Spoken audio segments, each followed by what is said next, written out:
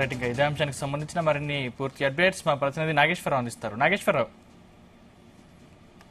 Sandeep, good morning.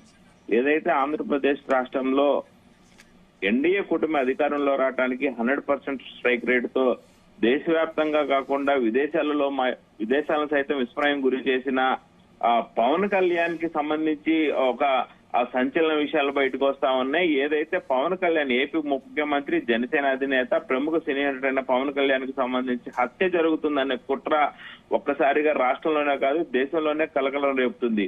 ఇది అటు అభిమానుల్లోనూ రాష్ట్రంలోనూ ఆందోళన కలిగిస్తున్నా కాస్త అప్రమత్తంగా ఉన్నట్టు కేంద్ర నిఘా వర్గాలు పవన్ కళ్యాణ్ హెచ్చరించడంతో ఒక్కసారిగా పవన్ కళ్యాణ్ అభిమానుల్లోనే కాకుండా రాష్ట్ర వ్యాప్తంగా ప్రజల్లో కూడా ఆందోళన మొదలైందని చెప్పుకోవచ్చు. ముఖ్యంగా చూసుకుంటే ఆంధ్రప్రదేశ్ రాష్ట్రంలో ఏ చిన్న విషయాన్నైనా ఎవరైనా సరే ఎన్డీఏ కూటమిలో పవన్ కళ్యాణ్కే చెప్పాలి అన్నంత కోణంలో ఆంధ్రప్రదేశ్ వ్యాప్తంగా కూడా పవన్ కళ్యాణ్ పేరు మారుమోగుతుంది. ఒక చిన్న పాపం మిస్ అయినా, పెద్ద వ్యక్తి మిస్ అయినా, ముసలి వ్యక్తికి ఏదైనా అవసరమైనా కానీ ఆంధ్రప్రదేశ్ లో గుర్తొస్తుంది పవన్ కళ్యాణ్, పవన్ కళ్యాణ్, పవన్ కళ్యాణ్. ఈ నేపథ్యంలోనే పవన్ కళ్యాణ్ కి ఒక్కసారిగా ఆదరణ పెరిగిపోవడం, దేశంలోనే ఎన్నడూ కనివిని ఎరుగిన రీతిలో 100% స్ట్రైక్ రేట్ చేసిన ఎమ్మెల్యే అభ్యర్థులందరూ గెలవటం, పోటీ చేసిన ఎంపీ అభ్యర్థులందరూ కూడా గెలవడం దేశ చరిత్రలోనే ప్రప్రథమంగా కొనసాగగా ఈ నేపథ్యంలోనే ఒక్కసారిగా రాష్ట్ర వ్యాప్తంగా కాకుండా దేశవ్యాప్తంగా కూడా పవన్ కళ్యాణ్ పేరు ఒక్కసారిగా సంచలనంగా మారటంతో పవన్ కళ్యాణ్ మీద దృష్టి సారించారా విద్రోహ చర్యలు అన్న కోణంలో కూడా ఆలోచించుకోవాల్సిన పరిస్థితి ఏర్పడింది. కేంద్ర ఇంటెలిజెన్స్ వ్యవస్థ గౌరవనీయులైన పవన్ కళ్యాణ్ గారు మీరు కాస్త జాగ్రత్తగా ఉండండి అంటూ కూడా కేంద్ర నిఘా వర్గాలు హెచ్చరించడంతో ఒక్కసారిగా రాష్ట్ర వ్యాప్తంగా కాకుండా దేశవ్యాప్తంగా కూడా సంచలనంగా మారింది. ఇది కేంద్ర నిఘా వర్గాలు నేరుగా ఆయనకి చేసిన సూచన కావడంతో ఒక్కసారిగా ఆందోళన మొదలైంది జనసేన సైనికులలోనూ రాష్ట్ర వ్యాప్తంగా కానీ ప్రజల్లో కానీ. ఎన్నో ఏళ్ల నుంచి ఒక సినిమా తరహాలో, సినీ ఫక్కీలో తరహాలో ఏదైతే ఒక నాయకుడు మాకు కావాలి అనుకుంటా ఉన్నారో ఇన్నేళ్ల తర్వాత చరిత్రలో మొదటిసారిగా ఒక నాయకుడు వచ్చాడని ఆ ప్రజల ఆదరణ అభిమానాలు అంతే కొనసాగుతా ఉన్నాయి పవన్ కళ్యాణ్ మీద. ఏ చిన్న విషయం వచ్చినా, ఎవరికి ఏ చిన్న నొప్పి వచ్చినా, బాధ వచ్చినా కానీ ఆంధ్రప్రదేశ్ లో వారి చూపు ఎవరి వైపు అంటే పవన్ కళ్యాణ్ వైపే కనపడుతోంది. ముఖ్యంగా ఎన్డీఏ కూటమిలో ప్రస్తుతం ప్రభుత్వం అధికారంలో ఉన్నప్పటికీ కూడా ఎవరికైనా చిన్న నొప్పి కలిగినా, బాధ కలిగినా కానీ మొదట గుర్తొస్తున్న పేరు పవన్ కళ్యాణ్, పవన్ కళ్యాణ్, పవన్ కళ్యాణ్. ఈ నేపథ్యంలోనే ఒక్కసారిగా పవన్ కళ్యాణ్ మీద రాష్ట్ర వ్యాప్తంగా కూడా ప్రజలకి భారీ అంచనాలు మొదలయ్యాయి. ఏ బాధ కలిగినా, ఏ నొప్పి కలిగినా.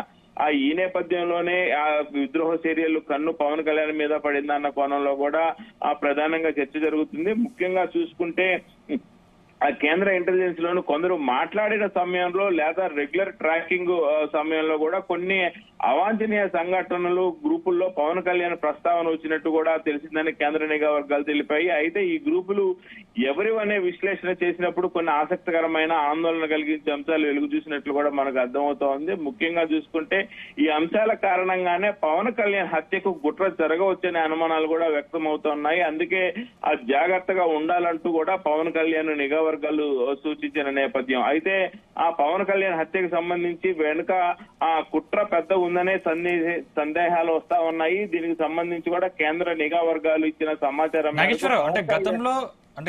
గతంలో చాలా ప్రచారాల్లో చాలా ఇన్సిడెంట్స్ జరిగాయి. అంటే పబ్లిక్ కి ఎక్కువగా పవన్ కళ్యాణ్ రీచ్ అయ్యారు. ఈ నేపథ్యంలో ఈ ఘటనలు చోటు చేసుకుంటున్నాయి అనుకోవచ్చా?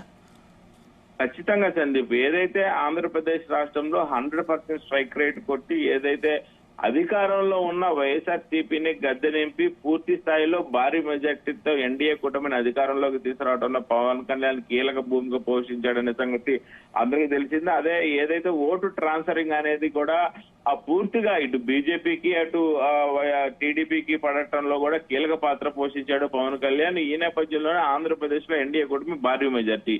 మరో పక్క చూసుకుంటే ఏదైతే దేశవ్యాప్తంగా కూడా పవన్ కళ్యాణ్ అంటే ప్రతి ఒక్కరికి తెలిసేలాగా ప్రధాని నరేంద్ర మోడీ అభ్యర్థిత్వం, ఏదైతే ప్రధానిగా నరేంద్ర మోడీ అభ్యర్థిత్వం ఉన్న సమావేశానికి సంబంధించి, ఆయన ప్రధానిగా నిలబెడతా ఉన్న సమావేశానికి సంబంధించి ప్రధానంగా ఆ సమావేశంలో ప్రధాని అభ్యర్థి రేసులో ఉన్న నరేంద్ర మోడీ కీలక వ్యాఖ్యలు చేశాడు. ఆంధ్రప్రదేశ్ లో పవన్ కళ్యాణ్ అంటే పవన్ కళ్యాణ్ కాదని, అతను ఒక తుఫాన్ అని, అతను ఒక సైక్లోన్ అని వివరించడంతో ఒక్కసారిగా దేశవ్యాప్తంగా కూడా పవన్ కళ్యాణ్ మీద పెద్ద ఎత్తున చర్చ జరిగింది. పవన్ కళ్యాణ్ ఎవరని.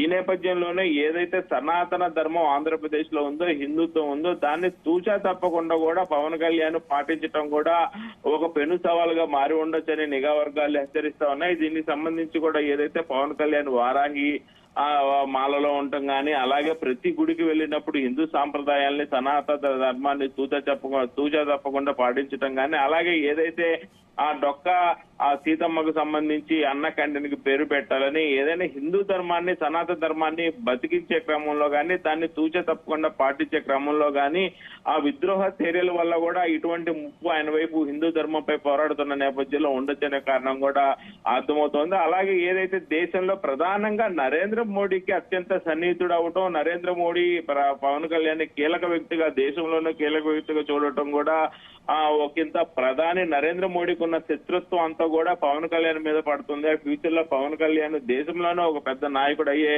ఆ క్రమం ఉందా? ఈ నేపథ్యంలో నరేంద్ర మోడీకి సంబంధించిన పూర్తి శత్రువర్గం మొత్తం కూడా ఆ పవన్ కళ్యాణ్ వైపు టర్న్ అయ్యి పవన్ కళ్యాణ్ ని అంతమొందించాలని ఉన్నాయా అనేది కూడా మొత్తం ఆరా తీస్తున్న పరిస్థితి అయితే ఉంది. దీనికి సంబంధించి పూర్తి సమాచారం కూడా తెలియాల్సింది. అయితే గత 5 ఏళ్లలో కూడా వైఎస్ఆర్ కాంగ్రెస్ ప్రభుత్వాన్ని కూడా కుకట వెళ్తూ ప్రగిలించడంలో పవన్ కళ్యాణ్ కీలక పాత్ర పోషించడం అనే విషయం అందరికీ తెలిసిన సంగతి. అయితే నిఘా వర్గాల దృష్టికి ఆ పాత్ర ఏదైతే పవన్ కళ్యాణ్ కీలకం కావడంతో ఆ వర్గాల సంభాషణలు కూడా నిఘా వర్గాల దృష్టికి ఏమైనా వచ్చాయా అనేది కూడా తెలియాల్సింది. అంతకు ముందు కూడా పవన్ కళ్యాణ్ రాజకీయ విధానాలను కూడా మావోయిస్టులు ప్రధానంగా అడ్డుకుంటూ, ఏదైతే మావోయిస్టు ప్రధాన నాయకుడు ఉన్నాడో, మావోయిస్టు ప్రధాన నాయకుడు కూడా పవన్ కళ్యాణ్ కి సంబంధించిన అంశాలు తమకు నచ్చట్లేదని, పవన్ కళ్యాణ్ చేస్తున్న కొన్ని కార్యక్రమాలు తమ దృష్టికి వస్తా ఉన్నాయని, ఇది దేశ విద్రోహ చర్య కింద తాము భావిస్తున్నామని, పవన్ కళ్యాణ్ పద్ధతి మార్చుకోవాలంటూ కూడా పవన్ కళ్యాణ్ మీద మావోయిస్టు లేఖ రాయటం పెద్ద సంచలనంగా మారింది.